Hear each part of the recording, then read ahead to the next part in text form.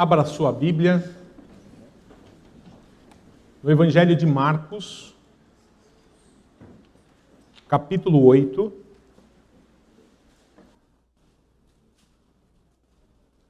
A partir do verso 1.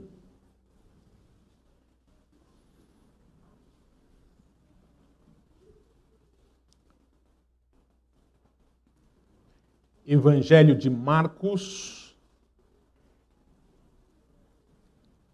capítulo 8,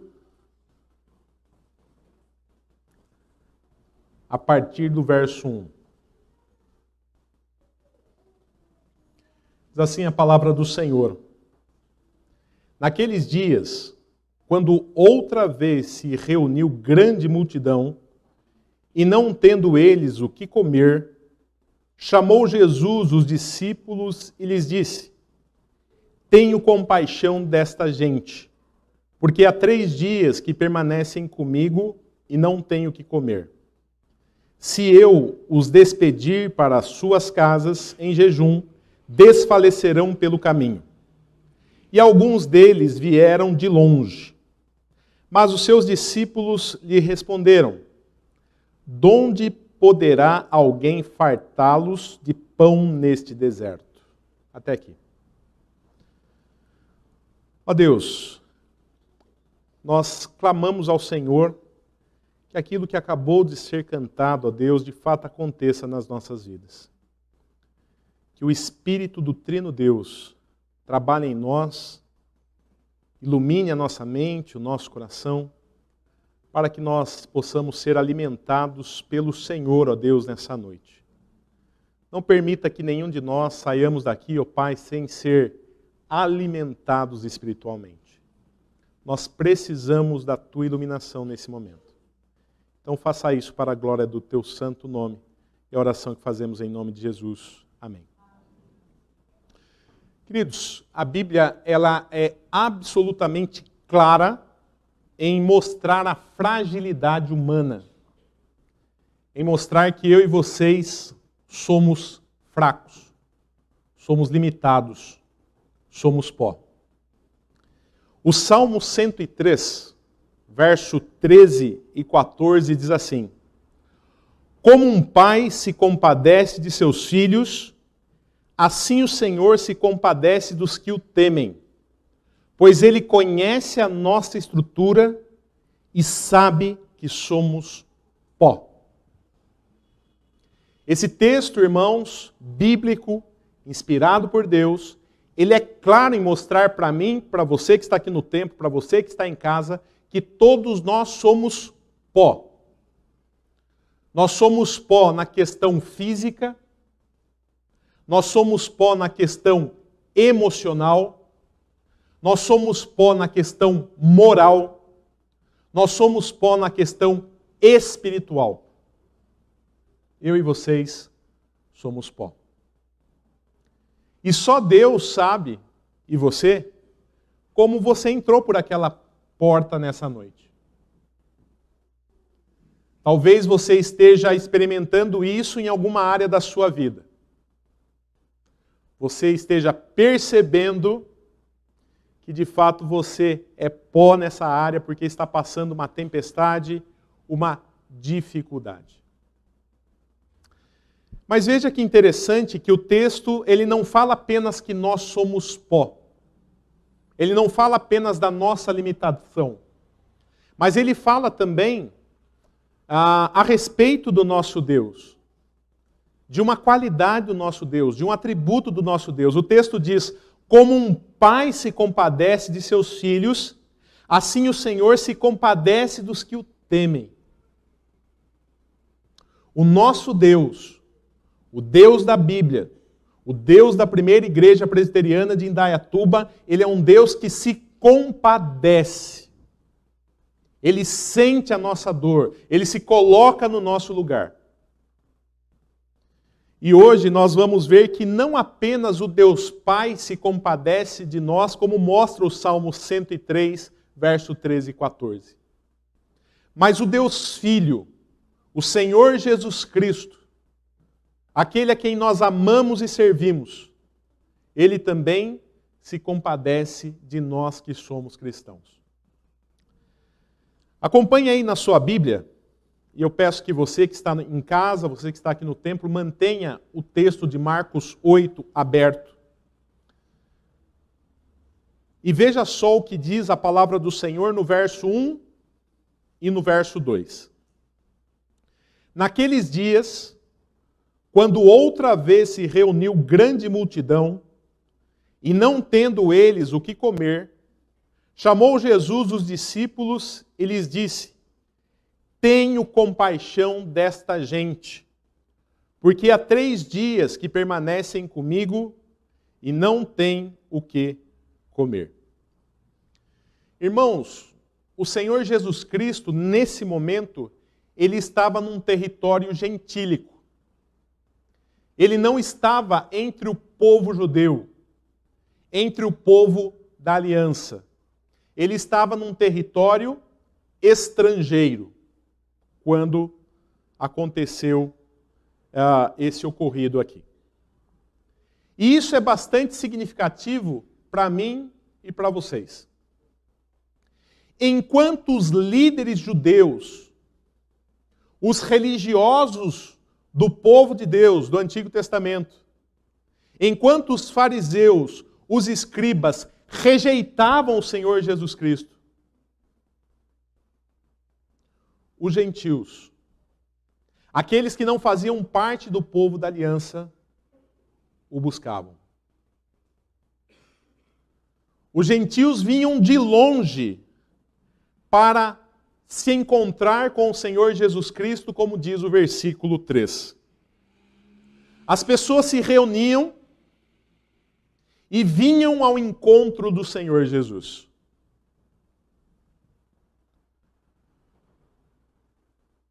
Os ensinos do Senhor Jesus, as suas obras, os seus milagres, a sua personalidade, a sua pessoa, atraía os que sofriam.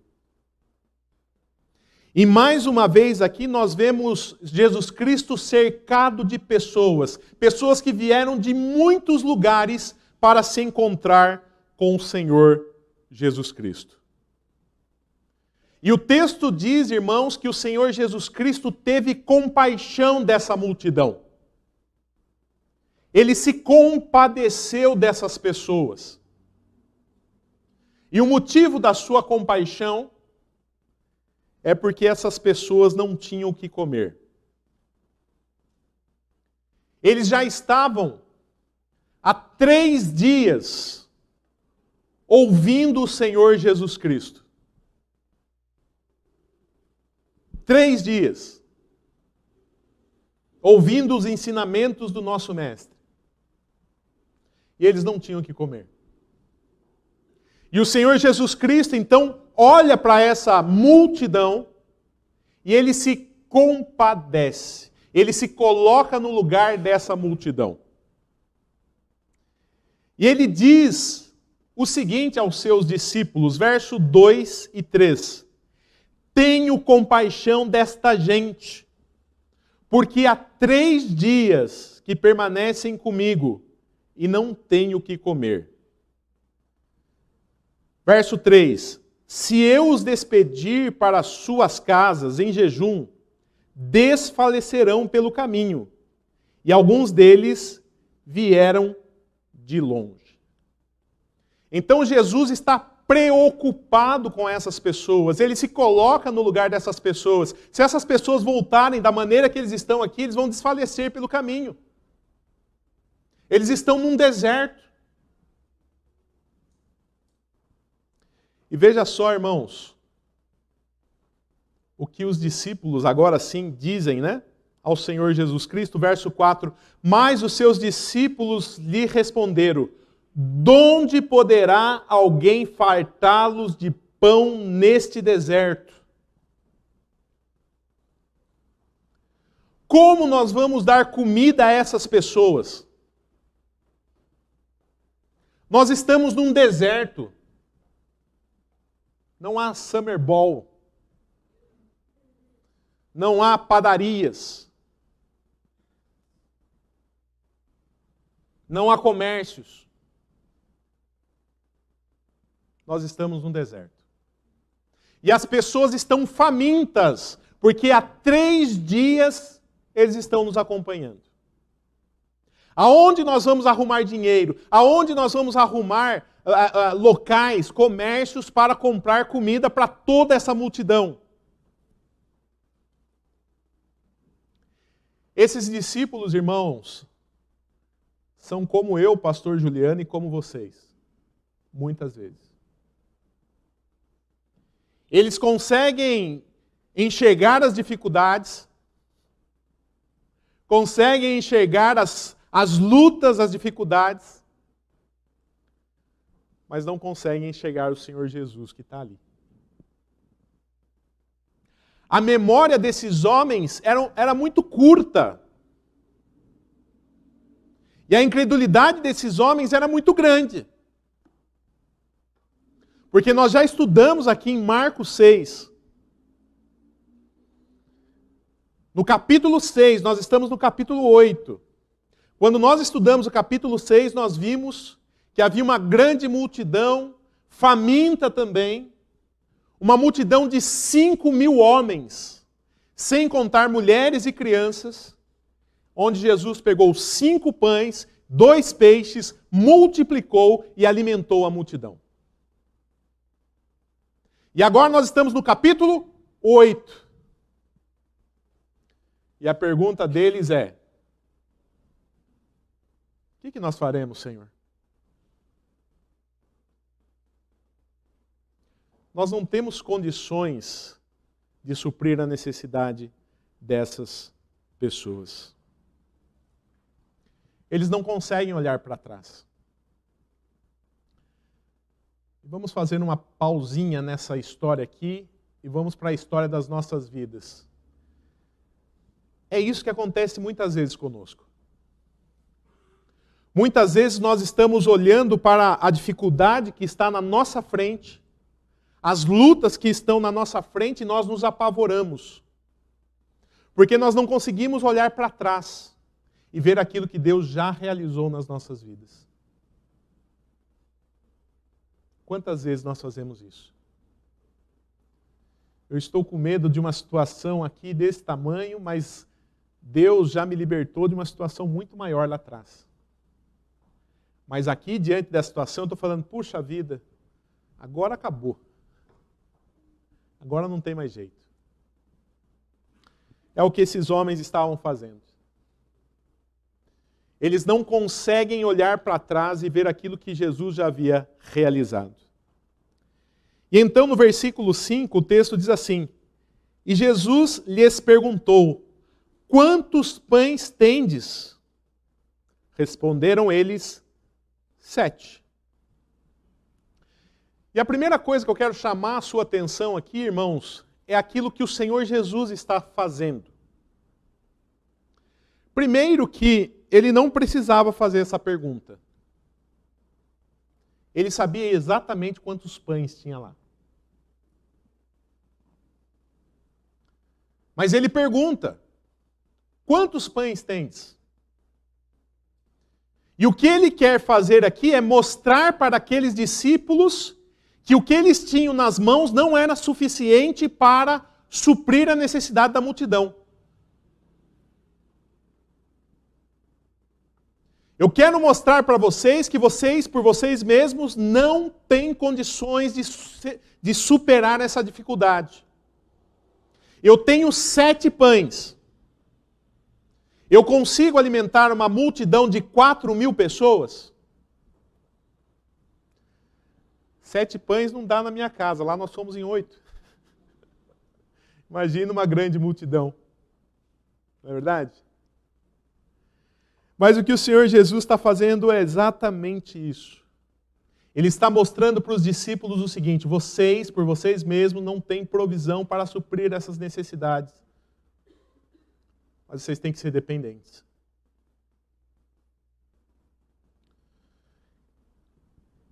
Era necessário, então, um milagre. E o milagre é exatamente isso. É o acontecimento daquilo que ultrapassa a normalidade. E o versículo 6 e o versículo 7 diz assim: ordenou ao povo que se assentasse no chão. E tomando os 7 pães, partiu-os após ter dado graças, e os deu a seus discípulos para que estes os distribuíssem, repartindo entre o povo. Tinham também alguns peixinhos, e abençoou-os, mandou que estes igualmente fossem distribuídos. Aqui, irmãos, e a nossa proposta aqui nessa noite é mostrar que Jesus Cristo, ele é misericordioso, ele se compadece de nós. Mas esse texto não mostra apenas que ele é misericordioso. Ele mostra que ele é poderoso. Aliás, ele mostra o seu poder aqui justamente porque ele teve compaixão, porque ele se compadeceu daquela multidão. E perceba o que o Senhor Jesus faz aqui. Ele manda com que as pessoas se assentassem no chão. Então ele dá graças, ele agradece a Deus por aqueles 7 pães. E ele parte os pães. E começa então a dar aos discípulos para que os discípulos distribuíssem os pães à multidão. Mas eu quero chamar a sua atenção a um detalhe importante, é que o Senhor Jesus Cristo, antes de partir o pão, e antes de distribuir o pão à multidão, ele dá graças. Ele agradece por aquele pouquinho de pão. E isso é um grande exemplo para mim e para você. O milagre vai acontecer como nós vamos ver aqui no decorrer do texto. Mas antes do milagre, o que aconteceu? Gratidão por aquilo que se tem. Nós somos muito bons em pedir. E muitas vezes em murmurar. É a mulher que tu me destes.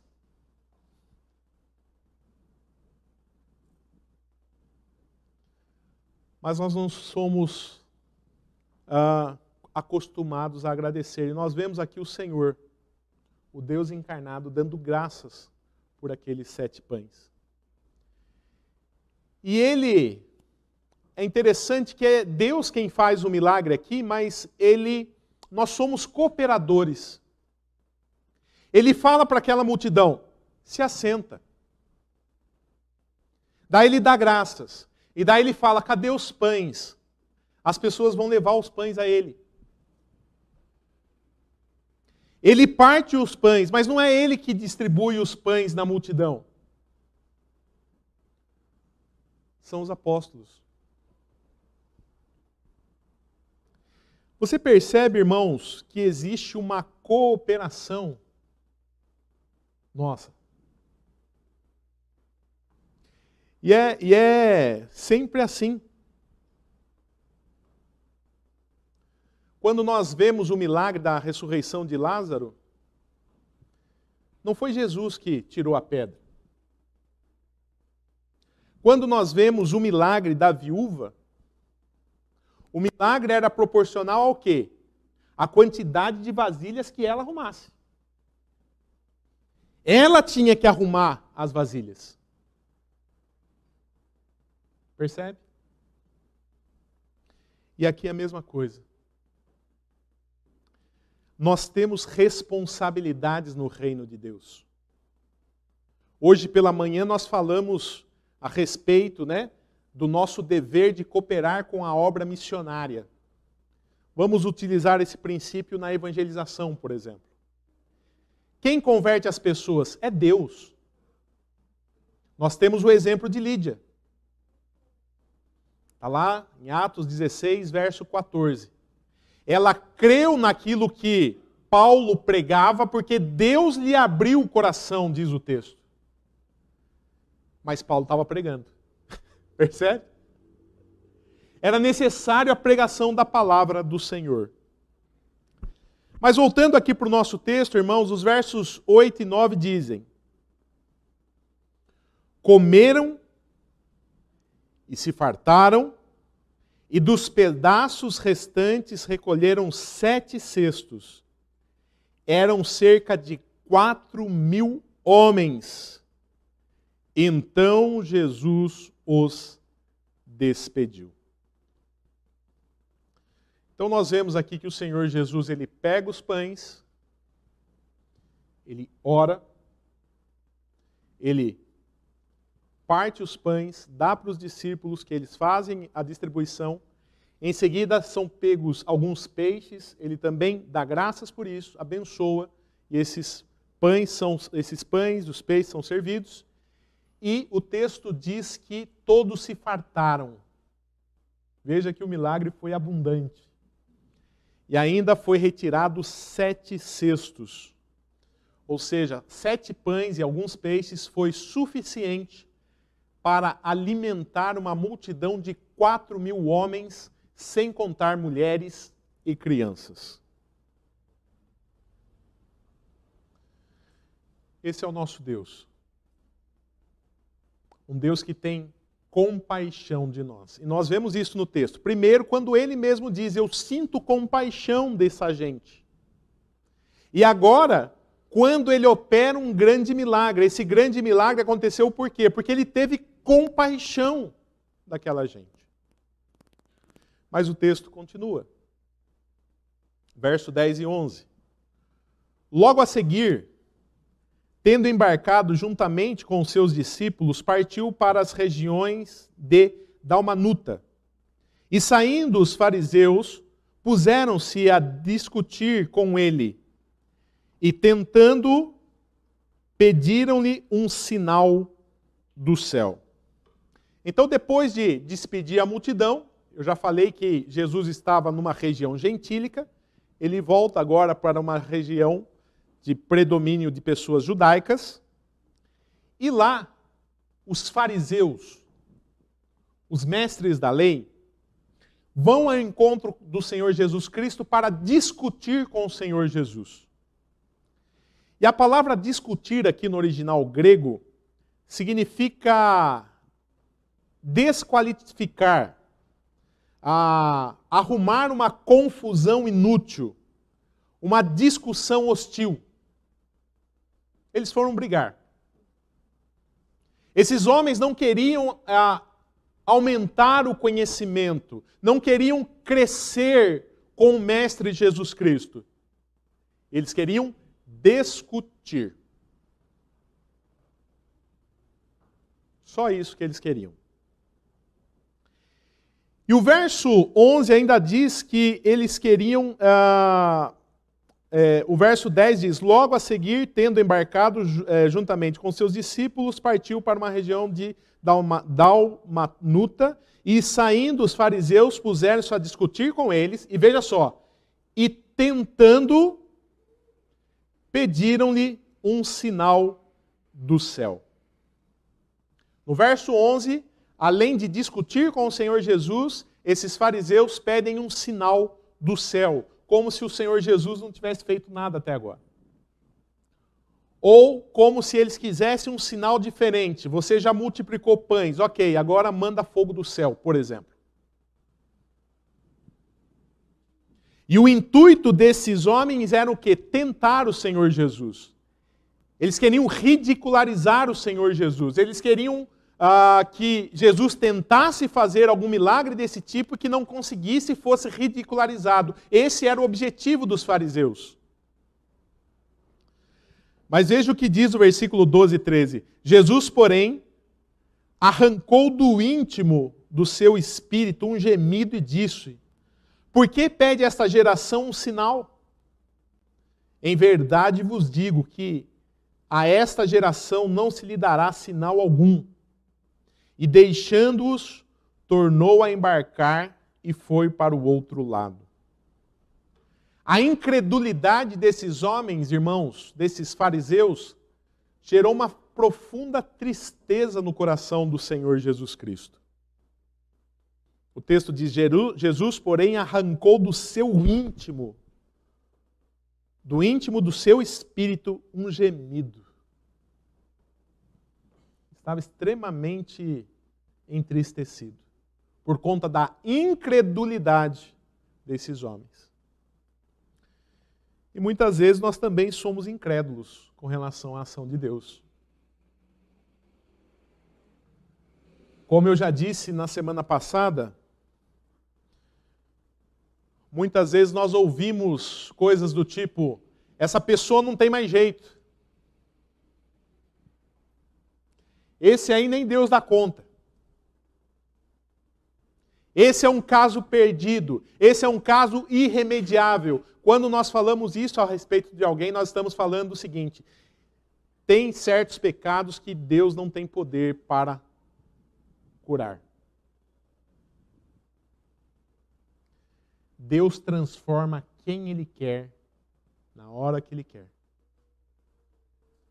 Nós não podemos duvidar disso. Mas voltando aqui para o nosso texto, verso 14 e 15 diz: ora, aconteceu que eles se esqueceram de levar pães, e no barco não tinham consigo senão um só. Preveniu-os Jesus, dizendo: vede, guardai-vos do fermento dos fariseus e do fermento de Herodes. Então, nesse versículo, Jesus aqui, porque ele tem misericórdia dos discípulos, então ele mostra que tem misericórdia quando ele diz isso, quando ele faz o milagre, e agora, num terceiro momento, quando ele está instruindo os discípulos, e ele está falando aqui, né, esse guardar-vos do fermento dos fariseus e de Herodes, é para que eles tomassem cuidado com falsas doutrinas. Que eles não fossem influenciados por doutrinas diabólicas. E aqui ele fala do fermento dos fariseus e do fermento dos escribas. O que é o fermento dos fariseus? Toma cuidado com os fariseus, com os legalistas, com aqueles que acham que são bons. Não vá para esse caminho é um erro. Mas não vá também para o extremo oposto, para o fermento de Herodes, para a libertinagem. Nem legalismo, nem libertinagem. Vocês precisam seguir o caminho estabelecido pelo Evangelho, estabelecido por mim. Mas os discípulos não entendem nada. Veja aí o que diz o versículo 16. E eles discorriam entre si: é que não temos pão. Nós não temos pão. Jesus, percebendo, lhes perguntou: por que discorreis sobre o não terdes pão? Ainda não considerastes, nem compreendestes? Tendes o coração endurecido? Eu já multipliquei pão 2 vezes no meio de vocês. Com 5 pães e 2 peixes, eu alimentei uma multidão de 5.000 homens, sem contar mulheres e crianças. Depois eu peguei 7 pães e alguns peixinhos e alimentei 4.000 homens, sem contar mulheres e crianças. E vocês estão preocupados porque não trouxe um pão, só trouxe um pão. Tendes o coração endurecido? Verso 18. Tende olhos, não vedes? E tendo ouvido, não ouvis? Não vos lembrais de quando partiu 5 pães para os 5.000? Quantos cestos cheios de pedaços recolhestes? Além de se fartaram, sobraram 12 cestos. E eles respondem, né? Responderam eles 12. E de quanto partiu 7 pães para os 4.000? Quantos cestos cheios de pedaços recolhestes? Responderam 7. Ao que lhes disse Jesus: não compreendeis ainda. Eles não tinham entendido o teor da advertência do Senhor Jesus Cristo aqui quanto à doutrina. Jesus está falando da doutrina, né? De libertinagem e de legalismo. E eles estão falando de pão.